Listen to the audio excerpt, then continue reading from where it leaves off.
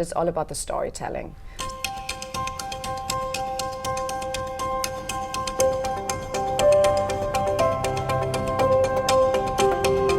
Welcome here. Thank you so much for coming this morning. Christine, you're here just for 3 days? No, it's actually a week. You're going to be here for a week, yes, and you've been gone for 3 years. Yes, 3 years, right? Unfortunately.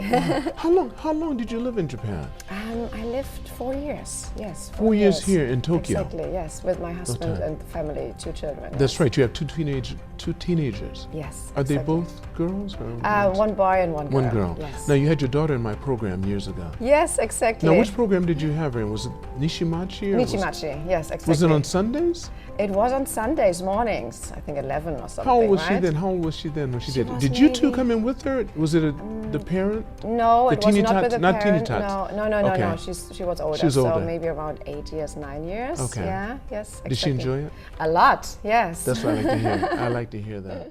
So tell me, where were you born? I'm actually born and raised in Germany. And after my high school, I actually left for my studies.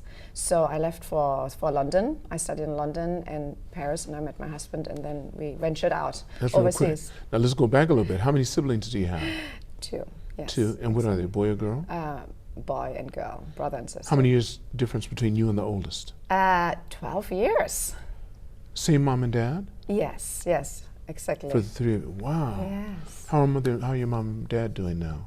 Good, they're good. They're good. They're Are you close with your siblings? Yes, I am. Even though there's 12 years difference? Yes, 12 and 10 years. So because I was a little one, right? So They all took care still of you. close. They all the time I lived overseas. They were. Yeah, I'm still close with them. Yes. Did they come to visit with you and stuff Every sometimes? time. So they have families as well? Yes, they have families as well. Okay, so you have that. Oh, wow. So your mom and dad get together and everything. That's Yeah, wonderful. yeah. You did a lot of your study in Germany at first, Yeah, for my high school, until high school, yes. until high school. But when you were in school, when you were growing up, were you more academic or were you more sports-minded? Elementary school, I was more sports-oriented, yes, You were? more creative. And I have to say, when I was younger or in school, I actually went to boarding school for my high school, yeah. But From high school, you went to boarding school? it's in Germany, it's slightly different. So you have elementary and middle school, and then for my final years, I went to a boarding school Okay. in Germany. So from the age of 14? Yes, exactly, 14 14, to then you went to- graduation, exactly. So I went to a boarding school. And where was the boarding school? In Germany? In Germany, near Switzerland, Lake Constance. How far yes. from where you live? By train, maybe 4 hours, 5 hours. Oh, so you came, yeah. did you come home on the weekends? No. Oh, We had no. special weekends where you can go home, yes. So you went to boarding school. What was that like for you? Did you want to go, or were you afraid, or did you think? Of course, you're afraid always with change, right? Any change. If you're not is- the one that's making it. Yes, but in the way I wanted to go as well, because I had always positive things, you know. So, of course, the first couple of weeks or months were tough, but I enjoyed it very much. So I had a good time in boarding school. It was a Was it decision. co-ed or was it? Co-ed, yes. It was exactly, co-ed. yes. And yeah. So what are some of the things that you found that were different right away that you weren't used to when you went to boarding school? Well, I enjoyed it very much. For me, it was a good fit because my siblings were older, so they had left at that time for university. So you'd been by yourself Exactly. anyway for how long? I don't know. A couple of maybe years a or couple of so. years, yes. So for me, I enjoyed it to have same age teenagers around me, and it was a beautiful area, countryside, and school and facilities. So I had a really good time. Really? It was a German boarding school. You're doing the abitur there, the German abitur. And they started also when I was there to offer the IB, the International Baccalaureate as well. But I didn't sign up for that one. I did the German Abitur. Did you speak more than German when you went there? Yes, in Germany you learn a lot of languages in school. So even you're talking about primary, you're learning different. Exactly. How So many usually, you start off with German, and then first language, foreign language would be English or Latin, depending which stream you're taking. So I actually learned English and then French. You can also add Spanish, depending, but I had English and French. So do you still speak both? Yes, yes, yes. French yes. and English? I mean, Yeah, I know you speak English. my French I haven't used when I lived in Asia. I haven't used my French that much, so mainly English and German. Mm-hmm. Okay, all right. From boarding school, where did you go? So when I finished university, I wanted to improve even further my languages.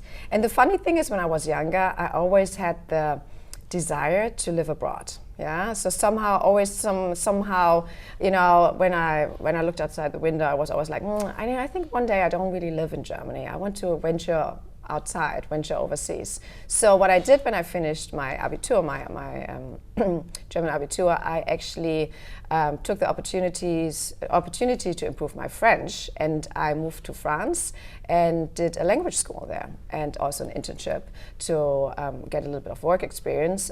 So it was actually a French university to improve my French. I did a French certificate, language certificate, and then I started university after that. In Germany. Mm-hmm. Is that when you met your husband? I actually met my husband in boarding school. That's a very funny story. Exactly. He was in the same boarding school? Yes, exactly, yes. So I met him then. Were you guys the same year? Yes, yes, okay. yes. So you've known him for a long time. I know him for a very long time, yes. Well, that's beautiful, that's beautiful. Now you guys have 2 kids together. Yes, yes. That's neat. Okay, so when you finished there, what was your first job once you finished university? So I studied, I finished university with my bachelor in London. I did like an exchange semester as well in Paris, in France. So when I finished in London, I started my first job. And my expertise lies really in fashion luxury goods industry, retail. So I started there immediately in one of the big companies in marketing communication. Mm-hmm. What helped you? What guided you in that direction? It was always my interest. I always enjoyed retail. I enjoyed luxury goods, fashion, brands. I love to work with brands. Yes, that's how it all started. Because that's your specialty right now. Yes, that's what exactly, you do. exactly. You actually speak to big corporations and help them with their products and everything, don't you? Yes, exactly. Well, that's beautiful. Are you doing it only in Germany, or do you work outside of Germany? So interesting, because I started working in London.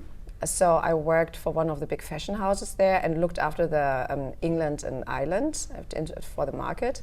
So it was more focused there. But then when I moved with my husband then to Asia, I started to work for also the APAC region. I looked after, yeah. Mm-hmm.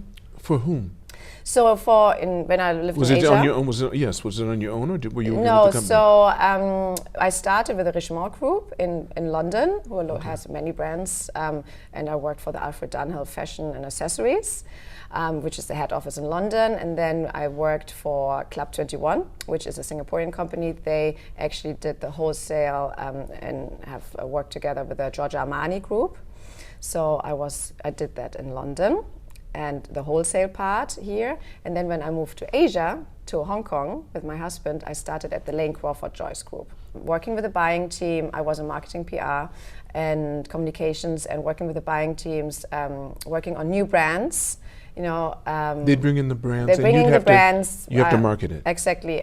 Work with the owner or whoever, brand representatives, and then make a plan to actually introduce them to Asia, or to Hong Kong first, and then maybe China, or depending, Southeast Asia, Singapore, Indonesia, yeah. Okay, what would you find was some of the most challenging parts of what you did? I know you enjoyed it. Yeah. But I'm sure you had challenges, because that's the only way you can learn. Yeah. I mean, it's always a challenge, right? It depends on the brand. It depends on the brand, because I really enjoyed it, because in the end I worked also with the designers, yeah, with the founders. So to actually bring, first of all, the brand over the product into the market, yeah, but to also see, is it the right fit? Is the product right for Hong Kong or Southeast Asia, you know?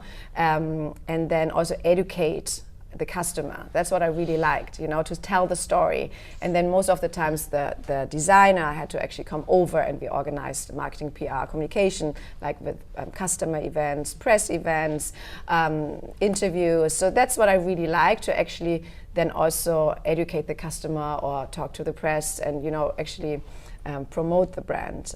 That's Wouldn't you find overall, when you did this, all of them have some similarities? Yeah. But what do you find is the most enjoyable part that you find out about a brand when you go into it? Because you find out its history. Exactly, right? Yeah. And you find out, I guess, the thing I would think about is, how legit are they? Yeah. Do they? Exactly. What kind of quality do they? What do they think is quality? Exactly. Yeah. So what did you find out while you were doing this? Because you said you deal with luxury brands. Yes. What makes them luxury? Yeah.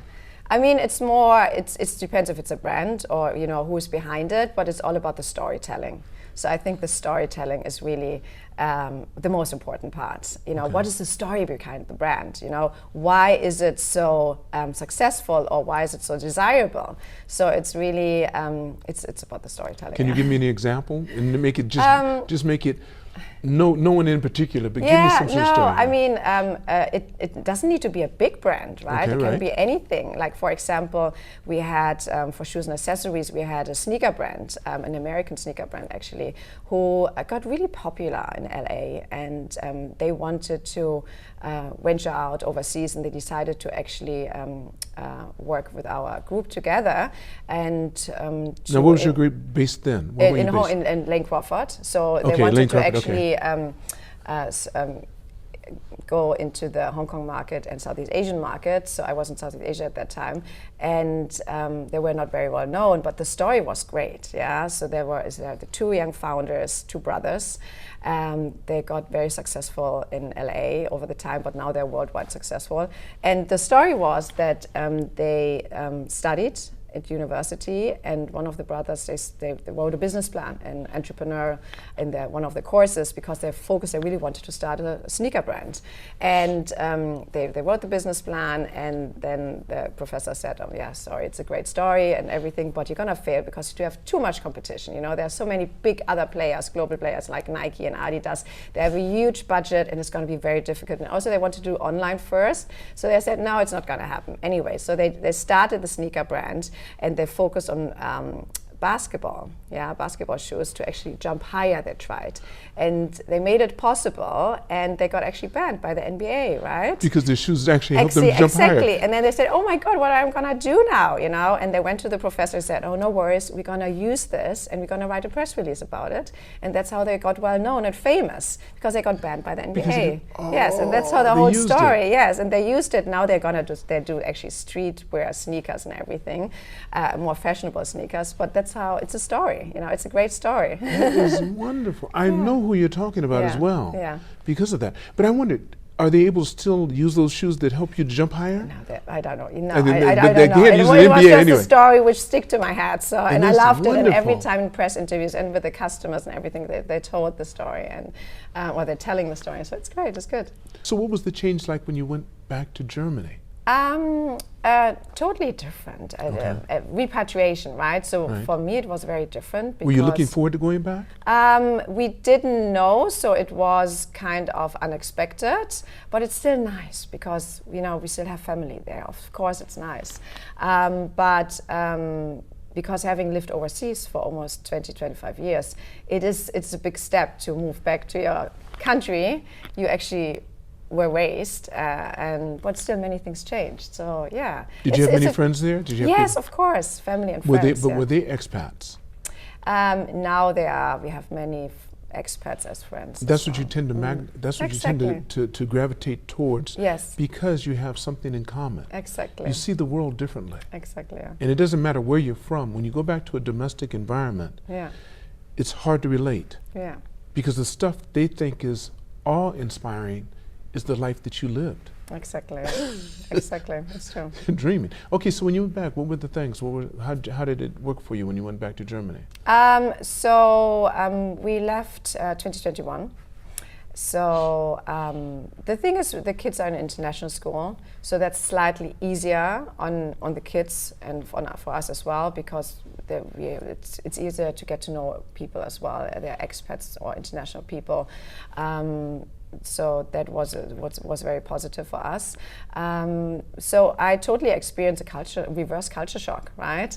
So what were some of the things that you noticed? Well, everything is new. It's, you know, the change, you know. I mean, I heard about it, I knew about it, but then when you're actually experiencing it yourself, it's different, right? I mean, everything. It's just, you know, because we have been away for such a long time, you're missing a little bit. You're missing part of it, right? So because you didn't live in the country.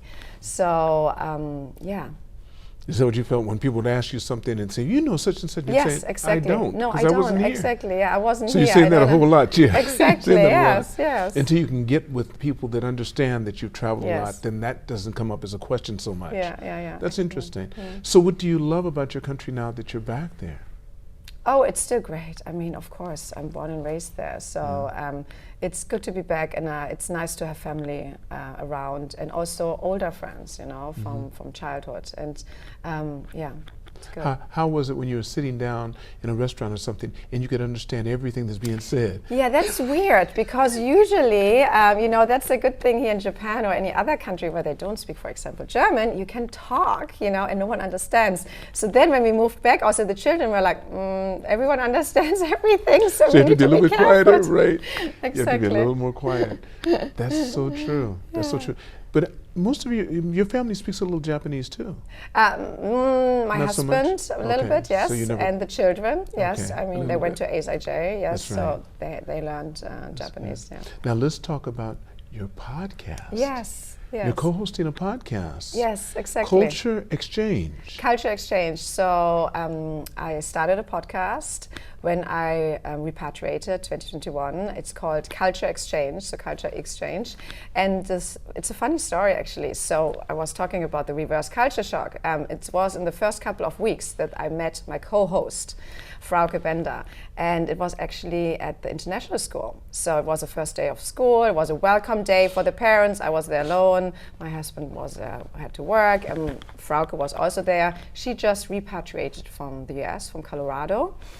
So she had also been away for a while, and I was standing there. I didn't know anyone. She was standing there somewhere, and we just looked at each other and started talking, and it clicked, yeah.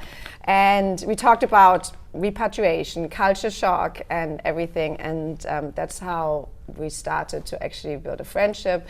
And the idea came along to, let's do a podcast. You know, we lived overseas. There is such a huge international community. There's so many expat families, working professionals, trailing spouses, accompanying partners, you know, whatever. They all have the common problems, you know, and facing challenges and opportunities. Let's do a podcast and let's talk about it. Yeah, so that's how it came along. So in doing this podcast, how many guests? How many episodes do you have? So we have far? now 20 episodes, and the concept is that it's the both of us, and we're interviewing a guest, like a third person, and it's more about it's an intercultural exchange. It could be any topics around culture or any life stories to share. And you know, our first episodes was about trailing spouses, challenges and opportunities of a trailing spouse. Which was a great story and podcast with the guest. And then we also interviewed on the topic Third Culture Kids. We interviewed Ruth van Recken, who is it's a global bestseller. She did a global bestseller book around it. Very well known. I even read it here in Japan. And then we interviewed Anisha Abraham, Dr. Anisha Abraham. She wrote a book about global teens as well. So that's more for the family. Then we had another episode about culture crossings with Michael Landers. I love your intros. Yeah. Who put the music together? Who decided all of that? We have a little jingle, you mean? The jingle? Yes, your jingle, yes, we you have an edited intro. ourselves. Yes, Okay. we edited ourselves. That is very well done. Yeah. I have to say Thank that. you. When I listen Yes. to it, and I mean, I can't wait until you guys decide to become video. Yes, I know. If I you know. do. I know. That's why I decided to do this beginning with my avatar Okay. in German, because your introduction was so good, and I don't fancy myself being that great with introductions, Yes, yeah. but I do think I'm really good with people when I'm talking with them. This podcast is going to be very interesting because you're thinking like a podcaster. Okay. I don't know. Not like my guest. Not Okay, like a okay, guest okay. thinks a little bit differently, because you're seeing it in editing form. Yes, You're thinking of it. That's when you're asking me direction. No one's ever asked that. You'd Okay. have to be a podcaster to think that way. Yeah. Like, I want to know the listen, flow, you right? have to- the flow, And I but want see, to but know there's what is no- the message. What do you Right. want me to know? What right, are we right. talking You about? do What's the that. key message? That's how it educates. Right, and people do it differently. Yeah. I like mine to be a little more organic. Okay. So, and not as so planned, because if it's planned, then I can't allow you to be free, and people can tell when they're being pushed into areas. Yeah, right? I know. So I like people to feel free when they're doing it. Then I edit, I do my best at editing, and that's why I always give it back to the person to let them see, because what I might think is nice, they may not feel good about. Right? It's funny, I think it's the German part, you know, it's the Most organizational definitely. part. Oh, I know because, it is. you know, it's in my head, it's like, okay, so this is organized, let's put this together, you know. You gave me feelings of being in Germany, because I've been there a couple of times, and what I tend to do when I'm with people in Germany is not say much. Because mine tends to be, any tangent that looks good at the time, I go for it. That is not German. German is, are we going to stay on this or not? Yes. If we're not, I'm not interested. I'm not wasting my time. Right, exactly. Let's focus on the next. Right, you can't flow. But being in America, and particularly where I'm from, Los Angeles, it's go with the flow. You never disturb someone's flow. And it may not end up anywhere where you thought you were going to be. But it's still a story. It's a different way of looking at it. You mentioned something about empowerment. Yes. And you're concerned mostly about the trailing spouse when we're talking about expats that travel to different countries. Exactly. Okay, what are some of the issues that you find that the trailing spouse comes up to or deals with as far as being empowered in a different country, a place that's foreign to them? Yes, I mean also to raise awareness, right? Like expats, or, you know, if you move with a family to a foreign country, depending, you know, yes, it's a huge opportunity and it's a lifetime experience, and families or companies, they offer benefits as well, you know, but it also, you know, you face a lot of challenges as well, you know, it's not easy, it's hard, you know.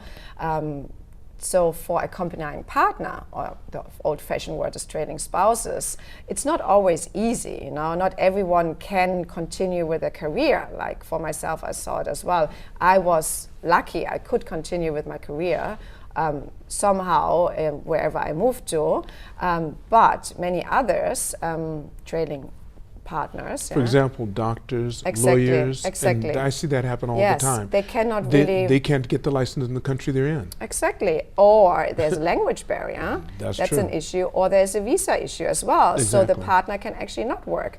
And there are a lot of studies, like Permit Organization, for example. It's like, I think 84% of trailing spouses, they would love to work, but they can't, you know, because they face certain challenges. And they're professionals in many fields, many times. Yes. So it's a little bit to create awareness and also to empower people. So that's why we also touched on. So what would they do? You touched on that in your podcast. Exactly. You're talking about, so those are some areas that, that's why you need to listen to Culture Exchange, because you will deal with some areas that many of us think about, but many of us don't have any way to vent it or to talk to, and your podcast deal with that. Exactly. That's beautiful. Yeah, so actually also belongings, like where do we belong to? Like, well, where do I belong to? You know, I lived now, you know, if someone lives overseas for a longer time period, yes, they are connected with their home country, you know. But they don't belong to it, right? Yes, but they're kind of belonging, like, where do I belong? Is it like I feel home now where I live here, but also, you know, there, so it's, For those people that feel they need to belong to some place, it's really important. But there are some people that are happy not to be there and don't want to belong. There's a lot of people like that too. And that's why you find them becoming expats. They don't want to be, they don't want to be domestic. But it is nice that you are working and talking about issues that many people don't have any place to vent it. They have no way to address it. And it is a big concern. I talk to many people that say, hey, I'm professional. I've done this much study, but the person I'm trailing has a really good job. We can do it, but I'm going nuts because I can't do anything here. Exactly. And that's a big issue sometimes. That's why you join connections. Exactly. That's why you need to join a members club, if you can find one, if the country you go to has a nice one that you can relate to.